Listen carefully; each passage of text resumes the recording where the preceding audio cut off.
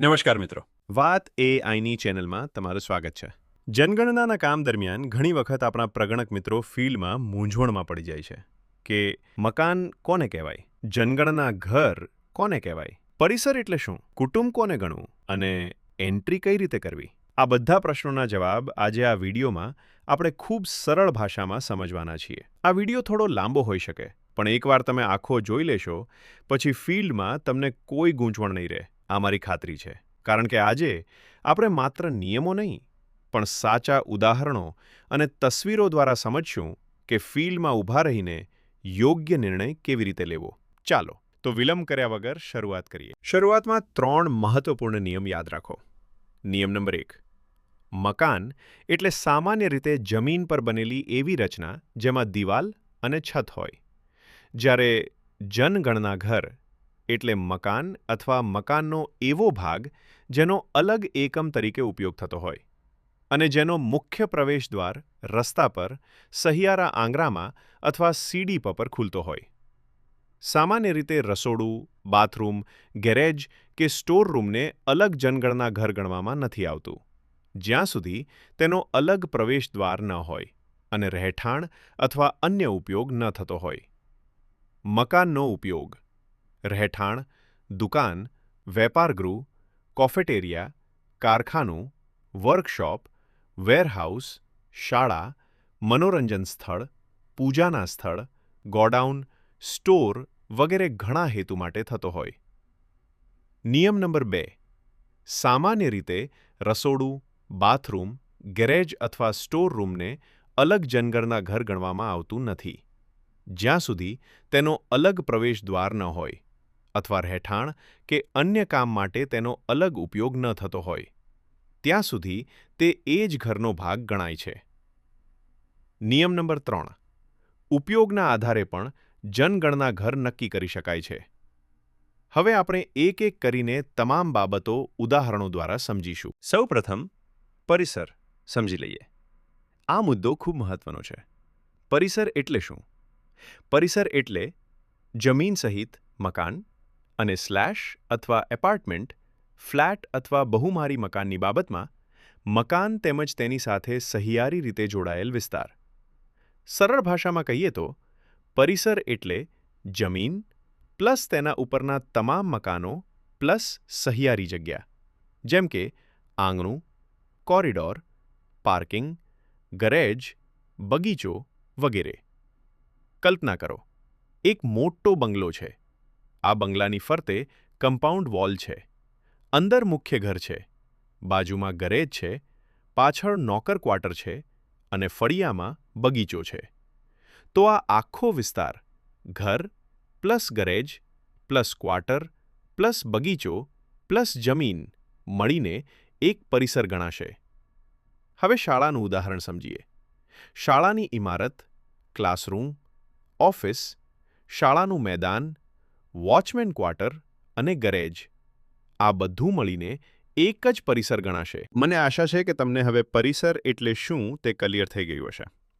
હવે આગળનું ઉદાહરણ સમજીએ. હવે આ ચિત્ર જુઓ.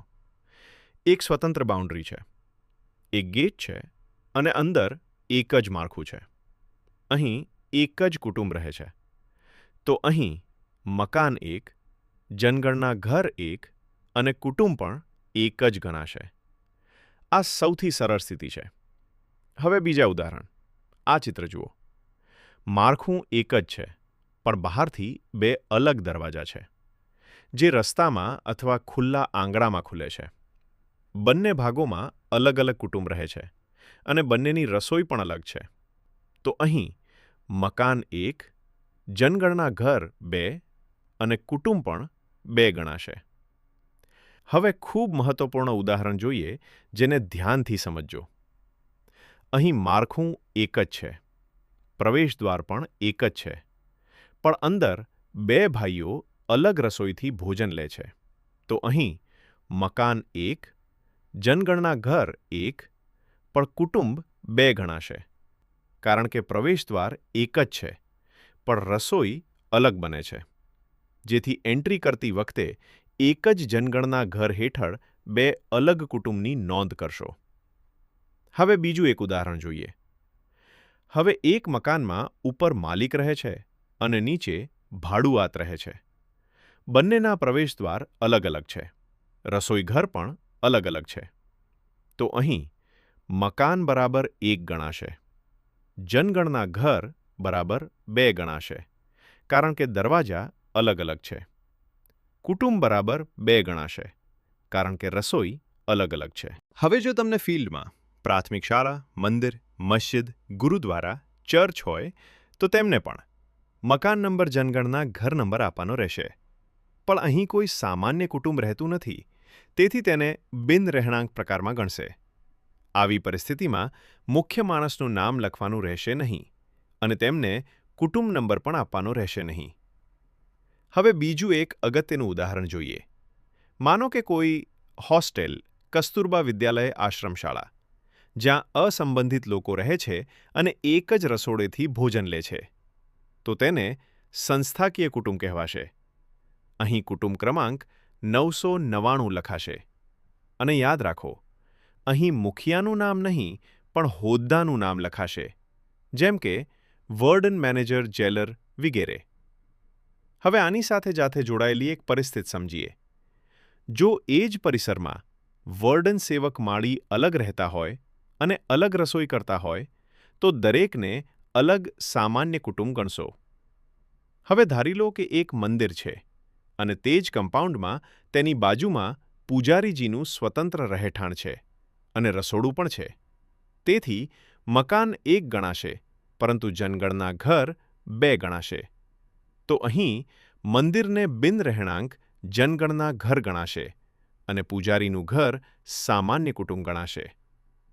હવે બીજું એક ઉદાહરણ જોઈએ, જેમાં બહુ સામાન્ય ભૂલો થવાની શક્યતા રહેલી છે. જો ઘરમાં તાળું લાગેલું હોય તો તેને ખાલી ગણવું નહીં. સૌપ્રથમ તેનો વાસ્તવિક ઉપયોગ જાણવો અને લોકડ એટલે કે બંધ સ્થિતિ નોંધવી. વેકેન્ટ એટલે ખરેખર ખાલી, જ્યાં કોઈ રહેતું પણ નથી અને કોઈ ઉપયોગ પણ થતો નથી. તે કાં તો રિપેરિંગ માટે ખાલી હોય અથવા કોઈ ભારુઆતની રાહ જોવા માટે આલી હોય. હવે જુઓ, જો કોઈ રચના સંપૂર્ણ રીતે તૂટીને ખંડેર થઈ ગઈ હોય અને છત સંપૂર્ણ તૂટી ગઈ હોય અને તેનો કોઈ પણ ઉપયોગ ન થતો હોય તો તેને મકાન ગણશો નહીં. હવે બીજું એક ઉદાહરણ જોઈએ. કોઈ વ્યક્તિ એક જ મકાનમાં એક ભાગમાં પરિવાર સાથે રહે છે અને બીજા ભાગમાં દુકાન ચલાવે છે અને બંનેનો પ્રવેશ એક જ હોય, તો રહેણાંક સહ અન્ય ઉપયોગ ગણાશે. પણ જો દુકાનનો દરવાજો અલગ હોય અને રહેણાંકનો દરવાજો પણ અલગ હોય અને બંનેનો અલગ અલગ ઉપયોગ હોય તો તેને 2 જનગણના ઘર ગણાશે. હવે બીજું એક ઉદાહરણ જોઈએ. હવે આ જુઓ, કેટલાક વિસ્તારોમાં એક જ પરિસરમાં એક જ પરિવારની અલગ ઝૂંપડીઓ હોય છે, જેમાં એકમાં ઊંઘવાની વ્યવસ્થા હોય છે, બીજા એકમાં રસોઈ બનાવતા હોય છે અને બીજા એકમાં બેસવાની વ્યવસ્થા હોય છે. તો આખું પરિસર મળીને એક જ મકાન, એક જ જનગણના ઘર અને એક જ કુટુંબ ગણાશે. પણ જો એ જ પરિસરમાં પશુશેડ, વર્કશેડ અલગ ઉપયોગ માટે હોય તો તેને અલગ જનગણના ઘર ગણાશે. હવે જોઈએ તમારા મનમાં ઉદ્ભવતા અને વારંવાર પૂછાતા પ્રશ્નો. પ્રશ્ન શું સીડી નીચે આવેલી દુકાન જનગણના ઘર ગણાય? જવાબ છે હા, જો તેને અલગ શટર કે પ્રવેશદ્વાર હોય અને તેનો સ્વતંત્ર ઉપયોગ થતો હોય. આગળનો પ્રશ્ન, શું એક જ રસોઈથી ભોજન લેતા 15 લોકો એક કુટુંબ ગણાય? જવાબ છે હા, જો તેઓ સામાન્ય રીતે સાથે રહેતા હોય અને એક જ રસોડેથી ભોજન લેતા હોય. આગળનો પ્રશ્ન, 2 ઘર કુટુંબનું શું કરી શકાય? જવાબ, 2 ઘર લોકોને મકાન સૂચિકરણ તબક્કામાં સામેલ નહીં કરવામાં આવે, પરંતુ તેમની નોંધ જનગણનાના બીજા તબક્કામાં કરવામાં આવશે. બીજો એક પ્રશ્ન, પીજી અથવા પેઇંગ ગેસ્ટ મકાનનું કરવું. જો પીજી નોંધાયેલ હોય અને અસંબંધિત લોકો એક જ રસોડેથી ભોજન લેતા હોય તો તેને સંસ્થાકીય કુટુંબ ગણશો. પણ જો પીજી નોંધાયેલ ન હોય તો પરિસ્થિતિ મુજબ સામાન્ય કુટુંબ ગણાવી શકાય. અને જો બધા લોકો અલગ ભોજન લેતા હોય તો દરેકને અલગ કુટુંબ ગણશો. તો મિત્રો, આજે આપણે મકાન, જનગણના ઘર અને કુટુંબ પાછળનો સંપૂર્ણ લોજિક સમજી લીધો. હવે ફિલ્ડમાં નિર્ણય લેવામાં તમને ઘણી સરળતા રહેશે. જો હજુ પણ કોઈ પ્રશ્ન હોય તો કોમેન્ટમાં જરૂર પૂછજો. આગામી વિડીયોમાં હું મોબાઈલ એપમાં લાઈવ એન્ટ્રી કરીને પણ બતાવીશ. એટલે ચેનલને સબસ્ક્રાઇબ કરજો અને બેલ આઇકન દબાવવાનું ભૂલતા નહીં. વિડીયો ગમ્યો હોય તો તમારા બ્લોક અને જિલ્લા ગ્રુપમાં જરૂર શેર કરજો. મળીએ આગામી વિડીયોમાં. ત્યાં સુધી શીખતા રહો, શીખવતા રહો. જય હિન્દ.